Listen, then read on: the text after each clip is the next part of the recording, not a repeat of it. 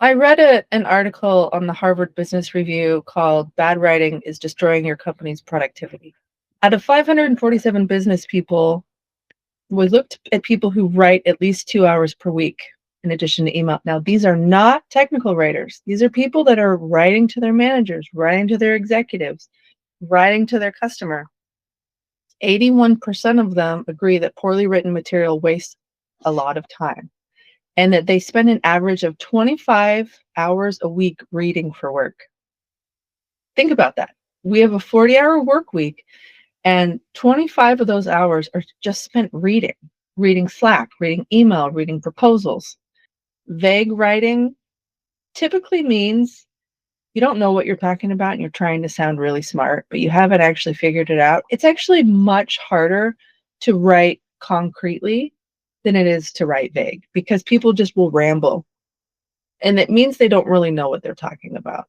But if you can have a clear, concise, concrete topic that helps someone solve a problem, that's what we're here for. Welcome to the Culture of Writing podcast, where writers, editors, and content strategists from Salesforce talk about how we work together to improve our craft and make content better. Now let's roll, and I'll start by saying, if you notice my red eyes, I look like a refugee from the zombie apocalypse. It's because I got a viral infection that I hear now is going around. But we're here to talk about plain writing, which is a training module that Scott and Andy, that you two have put together, which we're very much looking forward to, and we just want to kind of talk about it. So a lot of people don't know that plain language guidelines are actually a federal law that government employees are compelled to use because you've heard of legalese and bureaucracy, etc.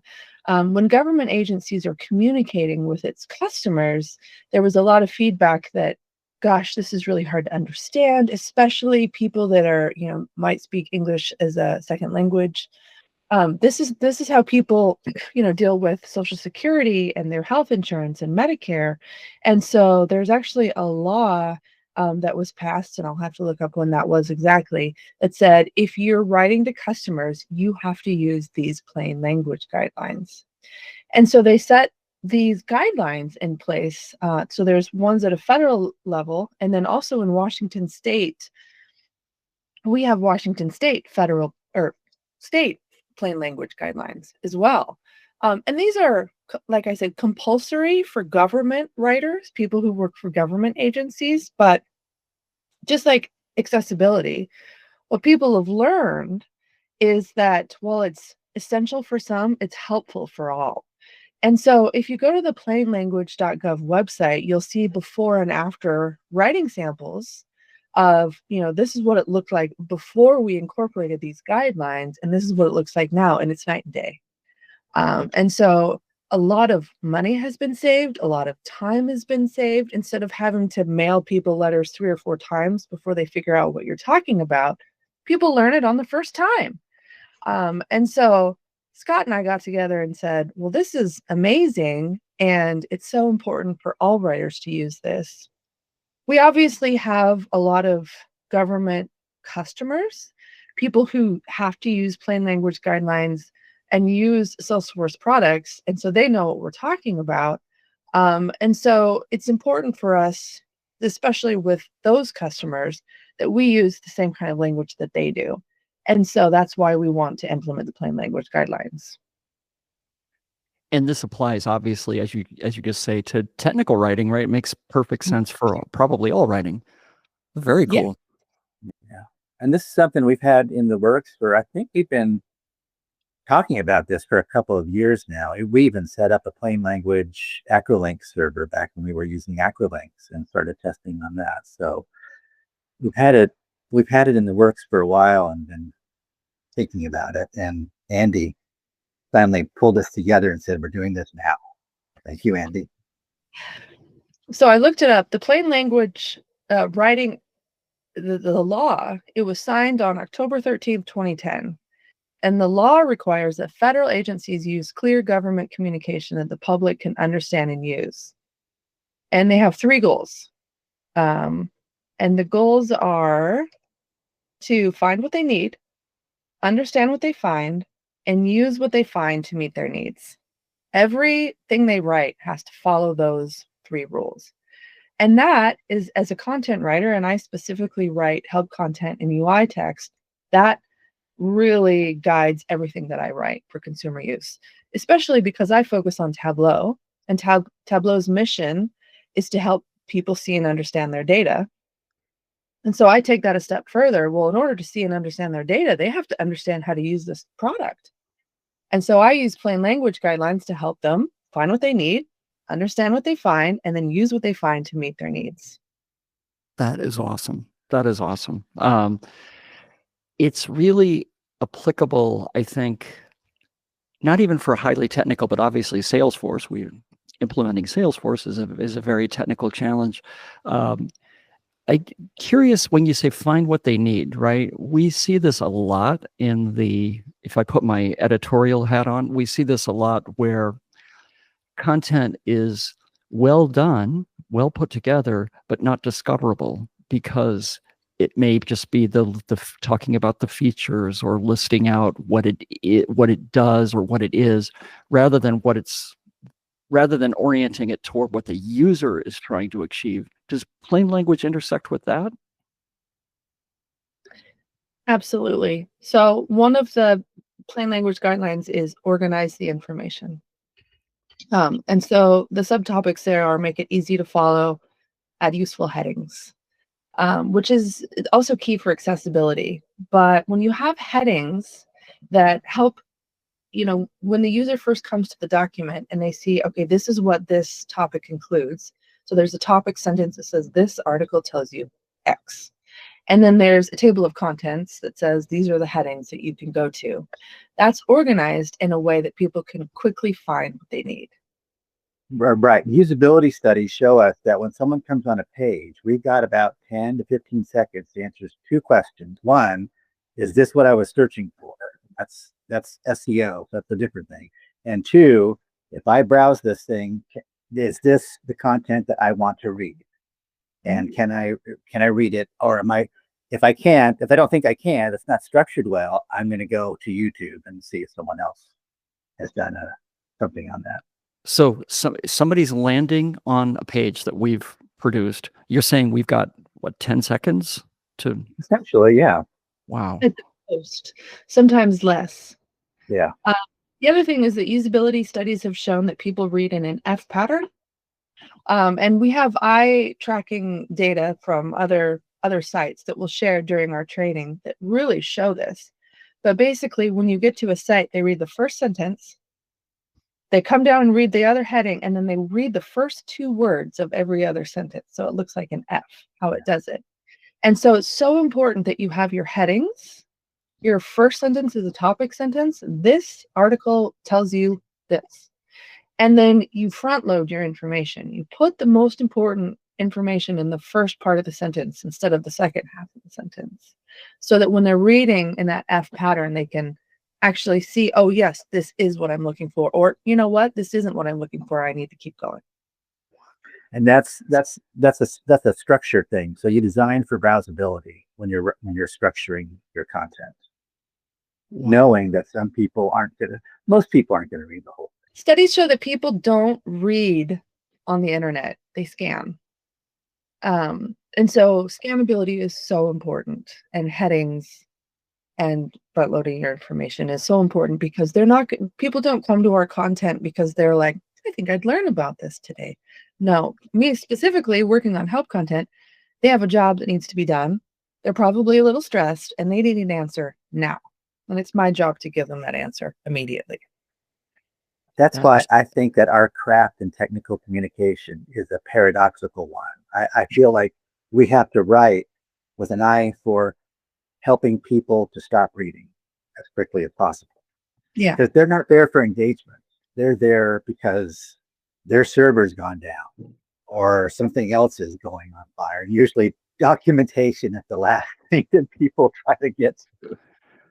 I have to say, in using not Salesforce, but other products, whenever I'm going to technical documentation, I'm usually in a very bad mood. Yes. Something, right? Okay. I think most of us are, yeah. Yeah.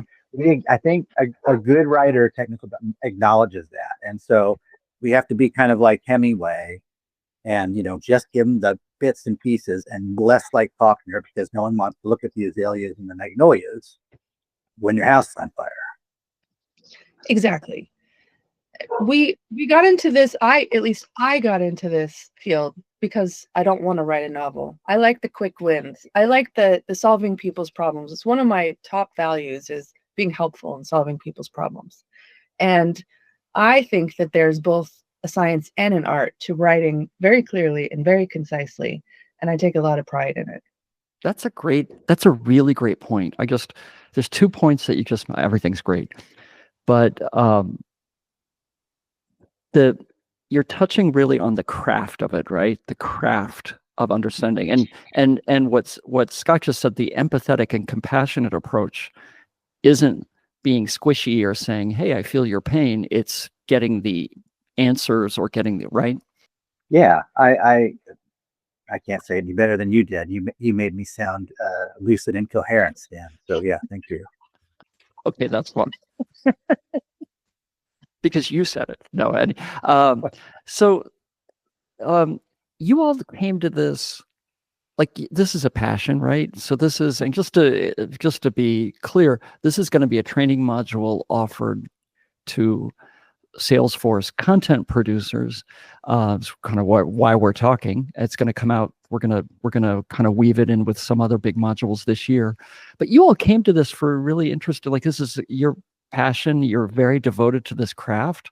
What brought you here? For me, it's content usability and content quality, and I'm really excited about where we're getting to because both Andy and I have a long history of accessibility passion also, and it feels like, I've been in this business for over 30 years, mumble, and it really feels like, usability and accessibility and content quality are really all the same thing, and it's kind of exciting to see all that coming together. So plain language is just good technical writing. Accessibility, it's just good technical writing. The layers that we have, legibility, the readability, and the comprehension. It's all just part of good writing now. So that's what excites me. Synchronicity, I guess. And again, it's the accessibility of it. We write for a highly complex product, and we're trying to make it easy for people to quickly find things. My goal when I write is to make it impossible to misunderstand. Not just understandable, but impossible to misunderstand, so that they're not feeling flustered when they're using our product. They're feeling happy. The National Literacy Institute in the United States says that 54% of adults read at or below a 6th grade level. And our content tends to be between an 8th and a 9th grade level. And so we're using these tools. Acrolinks is what we used before, and now we're using Writer AI. And there's actually a check to tell you what your readability and your grade level is in Writer AI. And it'll give you suggestions on how to make your content more consumable for everyone. And so it's very important. One of the plain language guidelines is, use the language that your customers use. Well, it's not just do they speak English or French, it's the language that fits their cognitive ability. And especially when people are, English language learners or speaking English as a second language, some of the jargon that's used in normal text speak just doesn't translate well. And so looking out for jargon and using a simpler word, it serves everyone because of that. I can sure say that. I was just in a meeting and they were throwing out acronyms, jargon, and it was all I kept having to say. And finally, they were doing PST, EST. I said, which group is that? And they said, that's Pacific time and Eastern time. And I said, oh. But when you're floating in a sea of jargon, you just kind of, that's a great point. Everything has its place. And I say that jargon can serve as a shorthand to some of your customers. And it can be more plain. It's so the difference between writers and AI at this point. What I bring to the table that AI can't, and why I don't feel like AI is ever going to take my job, is because we understand the nuance. We understand when I'm talking to Tableau customers, for example, and I say Viz, that is jargon. However, it speaks to my audience, and it is a shorthand that they understand. It's the same thing with adverbs. Stephen King famously said that the road to hell is paved with adverbs, but they have a place.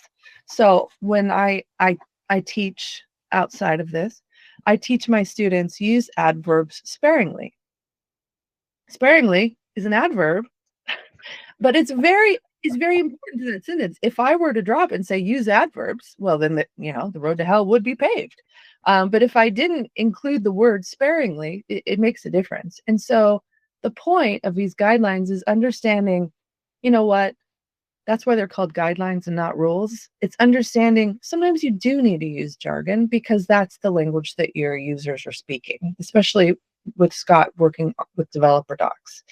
And sometimes you need to use adverbs or else it's a very different meaning. So it's really thinking about our customers, what they're reading, and how we can speak to them in a way that's quick, easy for them to understand quickly. Yeah, so it really is understanding who your readers are. Like you're pointing out, Scott writing for developers. Mm-hmm. I guess you can use the kind of, everybody has their own kind of language set, right? Even though that's true, there's some things you do, but I think in order to help everybody, I'd like to use links just in case there's that some person who has no business doing that job. Because in my past, maybe my present, I've been there. And so if there's a jargon that's a different term, sometimes I'll link to it and someone else has described it better elsewhere. So, but yeah, we do tend to use those terms. If I have time, I like to just not leave them empty all the time. 100%. And if I'm using a jargon or a buzzword that I'm not 100% sure everyone will know, I'll define it on first use, which is important for everyone to use. That's a good that's sort of a good rule of thumb, right? It's just to spell out the acronym the first time you use it, and then it's okay to. Or offer a glossary. You remember when we used to have glossaries that you could link on?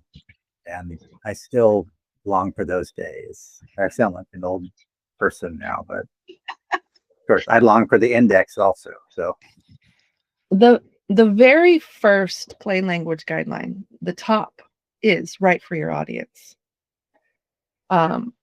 Use language your audience understands and feels comfortable with. That's the first guideline. That's the most important thing. And so if later on we say don't use jargon, don't use adverbs, don't use complex data, but that that's the language that they speak, then use it. But just be sure that it's applicable and that it's accessible to other people.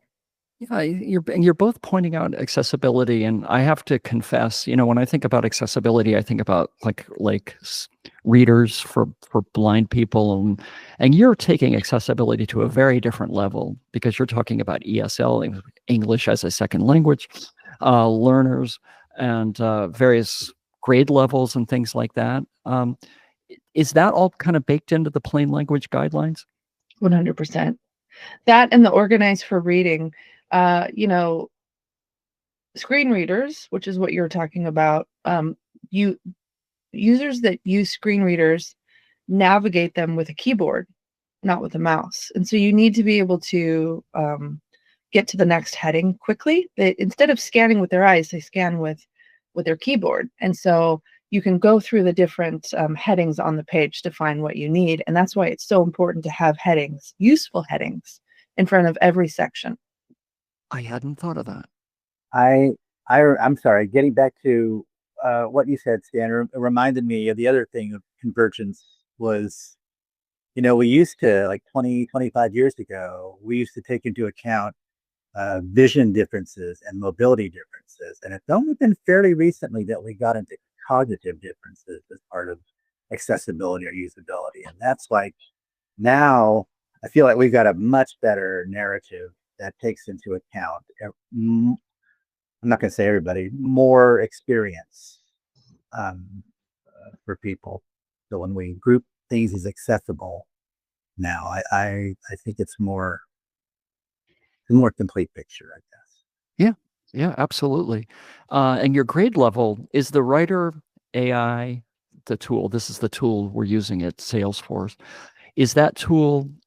You're saying that it can assess your grade level of your writing and recommend ways to bring it into a simpler, basically, or more or open to a broader audience. Is that fair to say? Yeah, so in Writer AI, there's a pane off to the right-hand side that you open up, and it tells you your grade level. And then what you do is go to the clarity section in Writer AI, and it'll highlight areas that maybe are too verbose or have used too complex of terms, and will suggest some alternatives that are easier for other people to understand.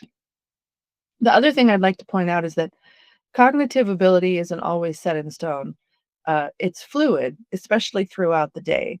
When I'm reading something in the morning, it's going to be a lot easier. Now, if I'm super stressed because I have a report due to my skip level in an hour and I can't find the answer to this, my cognitive ability is way lower because I need to find something now. So it's not just about people with different cognitive abilities. It's meeting our customers where they are when they need us to. Andy, that's a great point. And it reminds me too that everybody is better off when we have a lower reading level. I don't know this, I can't remember the specifics. There was a study done where there was a task, a documented task given to people with higher reading levels and people with lower reading levels. And there was more success at the higher reading levels than at the lower. And then they put this into plain language and lowered the reading level. And everybody was more successful, even the higher reading level. It was everybody wins. Okay, in achieving what this, so elaborate on this just a slight amount. So you've got something written at a higher reading level, something at a lower reading level, and what would the scenario be? Well, I'm sorry. It's the same reading level, but people who have higher reading levels, say like 12th or 13th grade, and people with lower reading levels, everybody's more successful, whether you have a lower reading level or whether you have a higher reading level, when the content itself is lowered. Right. Okay. So that's what you mean. Yeah. You say everybody Yeah, wins, sorry. basically. Oh, no, it's just me. I just wasn't, I wanted to make Oh, I'm sure. sure it isn't, Stan. I've lived with myself a lot longer. I'm sure I'm messing things up, but thank I you for the kindness. it really does. It's the right thing to do, which is what drives me and Scott. I know that. However, it is more efficient and you do have better results that way. And my example is outside of work, I am the president for my kids' school PTA. When I took over, the communication to the parents was, let's just say it wasn't clear. Especially, we were sending out a letter on fundraising, and the letter said, our goal is to have everyone join the PTA, and we want to raise this amount of money. And then below it were two boxes, $25 to join the PTA. So everyone just sent in $25, and that's not what we were asking for the fundraising. So I took over the communication, and we saw a marked increase in donations the next year when I made it clear, hey, we're asking you to give us money. We'll deal with the membership part later. Because in plain language, it should be really one topic, one main theme per help topic, right? So I did the membership thing separately. And then I sent a letter saying, we need to raise money. This is why, this is how you can donate. And this is how much we want. And you know what? We met our goal. Whereas the previous year, we hadn't even gotten close because we made it clear to people. These are all highly intelligent people. And it wasn't their fault that the first letter didn't make any sense. And so just by changing it and following these guidelines, because I think about them a lot, we really changed how successful we were. That's a great point about the highly educated, highly intelligent people, but they're really busy. They've got a million things going on. This is not, like you say, this isn't a piece of literature that they're looking forward to reading. They're just kind of scanning this, and the fundraising got lost in the shuffle, right? People thought, oh, I'm checking the box, I'm doing it. But that wasn't done at all. You have so many communications from your kid's school, especially during the first month. And so they're like, okay, here, sure. Yeah, here's $25, no problem. And they didn't read the second half of the letter. I didn't read the second half of the letter when I got it. And this is what I do for a living. And so it wasn't until the next year that I took over and I pulled up the letter and I said, no, this will never do. And then that year we beat our goal. What a great example. I send, we all communicate with senior executives. We're in corporate life. That's what we do. Well, and often I'll send something, and I'm guilty of a lot of, I need to take let's just say I need to take your class. And I'm going to take it when you give it, is I'll talk about 2 or 3 things, and I'll get a question back about something in the middle or something at the end. And it's just, I talked about it, but it all got put in a melange from somebody who's incredibly smart, but really, really busy and looking at not one communication during the day, but 100 from 100 different people. So that's a great point. And then it translates, as you say, to kind of focusing documentation, technical documentation in that same way. Our customers are trying to do their jobs, and my job is to help them do it quickly and efficiently. And I take that very seriously in all my writing. That's great. And you're teaching too. Let's talk about that. Where are you teaching? What are you doing? Well, I teach at the University of Washington in the professional continuing education program. I've been doing it for years. I've been teaching prior to joining Salesforce. I teach in both the editing certificate program, and I created a course on readability and plain language for UW employees. It was through their internal professional development program, because plain language is so important, which is when I first created this type of training. And it was so successful that then I joined Salesforce and wasn't doing that because that was a day thing, that the certificate, the program manager I work with on the certificate said, this is such important information. Would you create a course on business writing foundations, just for people, for everyone? So I'm creating a course on business writing foundations, and it's very based on plain language, on how to form a sentence, understanding grammar, doing usability studies, knowing who your audience is, so that anyone who writes for work, which is everyone, whether it's email or your assessment or a memo or a proposal or a project charter, everyone needs to know how to write clearly. And so I've created that course for the University of Washington, which is very different from the Salesforce one. I mean, it's based on the same stuff, but it's a different focus. My title at Salesforce is staff technical writer, but I am an editor at heart. I actually think that the work I do is more editing than writing, because I take it from developers. Developers say, here, this is my feature. Now make it so people can understand it. And so it almost feels more like a developmental or substantive edit when I do that. But I love taking something that is super complex and difficult to understand and translating it in its own in its same language, and making it consumable for everyone so that they can use our products. That's amazing. Anything to add? I'd say that I think we're following it mostly anyway. I'd say that a lot of the plain language guidelines, such as, keep it conversational, follow web standards, design for reading, these are things that are common sense that we do anyway. And so the training is more about understanding what the federal plain language guidelines are and giving additional tools to writers. Like I said before, the difference between us and AI at this point is the nuance that we understand. And so it's understanding when this is an important guideline to follow or when we need to serve our audience, because the audience and the reader is always going to be the North Star. It's always going to be the most important part of what we're writing. That And is, I oh, just sorry. want to reiterate that these are tools that we can use just like other tools. And but it's something that I think we follow anyway. It's just a nice reminder of some best practices that we can follow. Well, and I think the point you made earlier that everybody writes, no matter what you do. I mean, you all are writing professionals, and you're obviously devoted to this incredible craft. But I think writing is one of those things that if you don't do it a lot, and I'm not talking about just Slack posts and emails, which, like you say, it's very important to communicate clearly. But writing is one of those things that if you don't do it a lot, you think it's easy until you have to do it, right? Until you have to put something highly structured together. I think a lot of people think it's easy, and I think that's why we read, not from Salesforce, but we all read things that are either vague or loopy or jargony or difficult to understand.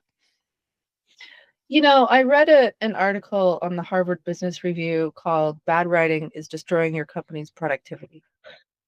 And we use Slack more than email, but for companies that use email, I think they said, I just pulled up the article, it said, out of 547 business people, we looked at people who write at least 2 hours per week in addition to email. Now, these are not technical writers. These are people that are writing to their managers, writing to their executives, writing to their customer. 81% of them agree that poorly written material wastes a lot of time and that they spend an average of 25 hours a week reading for work. Think about that. We have a 40-hour work week, and 25 of those hours are just spent reading Slack, reading email, reading proposals. Slack has this feature right now called Recap, and I absolutely love it because I can look at a Slack channel that has, a week worth of comments, or I can go to the recap. The recap is plain language at its finest. It's just telling us exactly what we need to know. And so, it's not always perfect because it's AI, but it's that idea. So it's like vague writing typically means you don't know what you're talking about and you're trying to sound really smart, but you haven't actually figured it out. It's actually much harder to write concretely than it is to write vague because people just will ramble. And it means they don't really know what they're talking about. But if you can have a clear, concise, concrete topic that helps someone solve a problem, that's what we're here for. Oh my God, I definitely need to take this course because what you're telling me is anytime I send something out and somebody comes back and asks me a question about it or says I'm not really sure, that's a ding on me, not on them, right? It's the onus is always on the communicator, the writer. And if there's something that comes back, I don't blame anybody else. I should have worded that better. Or if you send something and don't get a response, that's even more. That means you weren't clear that you needed a response, that you needed an answer, or they were like, I don't understand this right now. I'll come back to it after I've had another cup of coffee.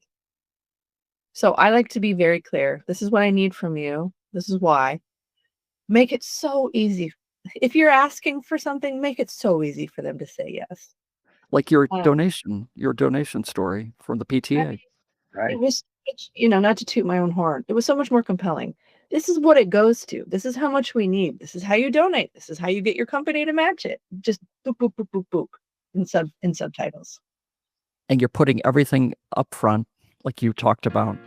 We always called it writing novelistically, that you don't build up to, you're not telling a story, as you both have pointed out, you're not telling a story that people want to read. They don't actually want to be there generally.